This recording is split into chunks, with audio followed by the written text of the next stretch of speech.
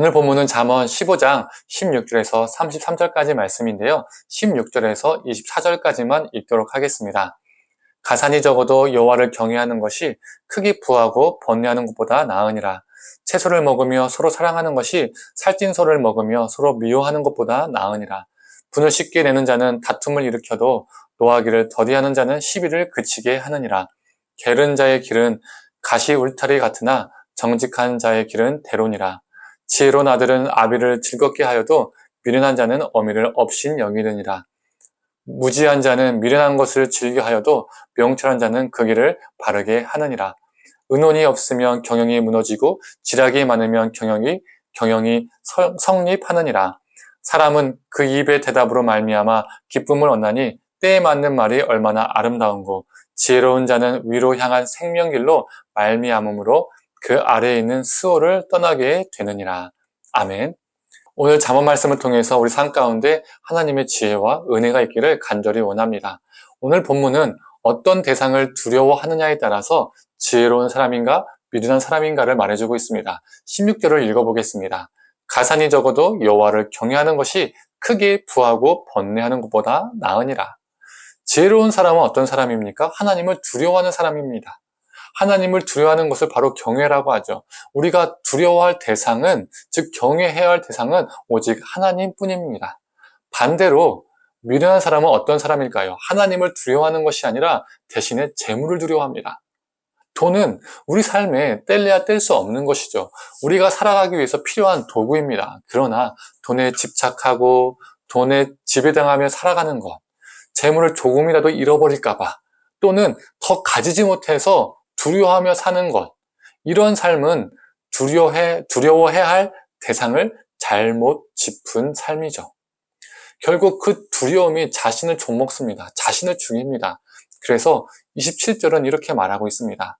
이익을 탐하는 자는 자기 집을 해롭게 하나 뇌물을 싫어하는 자는 살게 되느니라. 탐했던 그 재물이 순간적으로는 만족을 줄 수는 있으나 언젠가는 그 재물이 우리 자신을 해롭게 한다는 것입니다.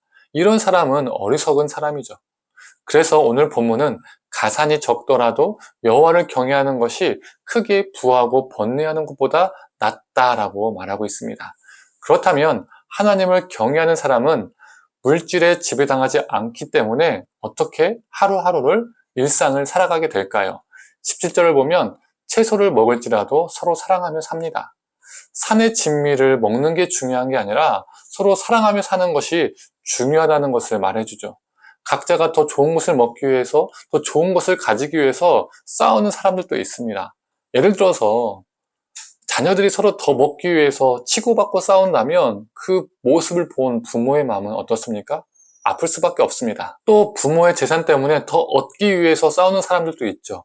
너무 보기 좋지 않습니다. 이런 삶은 하나님이 원하시는 삶이 아니죠.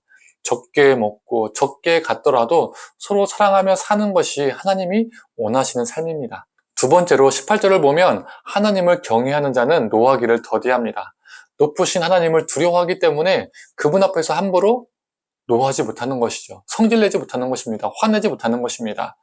반대로 미련한 사람은 하나님을 두려워하지 않기 때문에 모든 것이 하나님이 계신 곳인데 하나님을 의식하지 않고 하나님 앞에서 자기 분노를 절제 없이 표출합니다. 세 번째로 19절을 보면 정직한 삶을 삽니다. 하나님이 언제 어디서나 늘 보신다는 것을 의식하기 때문에 정직한 삶을 살려고 노력하죠. 반대로 어리석은 사람들은 하나님을 두려워하지 않기 때문에 정직과 먼 삶을 삽니다. 하나님을 의식하지 않고 하나님이 자신을 보고 있다고 생각하지 않기 때문에 불성실하고 게으른 삶을 살게 되어 있습니다. 네 번째로 20절을 보면 부모를 공경할 줄 아는 사람입니다. 하나님을 두려워하기 때문에 하나님께서 허락해 주신 부모님도 두려워할 줄 압니다. 공경합니다. 그러나 미련한 자는 하나님도 공경하지 않기 때문에 부모도 공경하지 않죠. 다섯 번째로 23절과 28절을 보면 경외하는 자는 아름다운 말을 하는 사람입니다. 하나님이 나의 언어까지도 들으신다는 그 경외감이 있기 때문에 더럽고 거칠고 악한 말을 삼가하고 대신에 선하고 아름다운 말을 하기 위해서 힘씁니다. 마지막으로 하나님을 경외하는 사람은 하나님이 주시는 훈계, 경책을 달게 받습니다. 32절의 말씀을 읽어보겠습니다. 훈계받기를 싫어하는 자는 자기의 영혼을 경히 여김이라. 견책을 달게 받는 자는 지식을 얻느니라. 하나님을 경외하는 자는 하나님이 주신 말씀을 가볍게 여기지 않고 하나님의 말씀에 귀 기울입니다. 혹 자신이 원하는 게 아닐지라도 겸손하게 듣습니다. 그리고 그 말씀으로 성장하고 성숙해지고 성화됩니다. 반면 하나님을 경외하지 않는 사람들은 하나님의 말씀도 우습게 알죠. 사람의 말이든 하나님의 말씀이든 귀 기울이지 않습니다. 성도님들, 하나님을 경외하며 사는 것이 지혜로운 삶임을 기억하며 우리가 이 세상 어느 것보다 하나님을 두려워하며 살기를 원합니다. 하나님을 경외함이 우리의 거는 모든 공간 속에서, 모든 시간 속에서, 모든 관계 속에서 드러나기를 간절히 소망합니다. 함께 기도하겠습니다.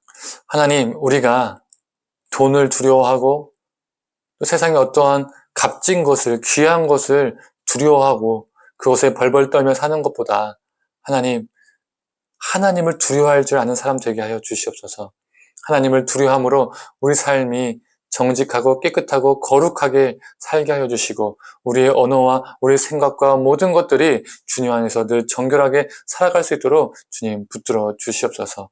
하나님, 많이 가지는 것보다, 많이 누리는 것보다 하나님을 경외하며 사는 것이 더 값진 것임을 우리가 기억하며 오늘 하루도 하나님을 경외함으로 살아가고 그 안에서 참된 지혜를 얻는 우리가 되게 하여 주시옵소서. 감사드리며 사랑에 많으신 예수님의 이름으로 기도드립니다. 아멘.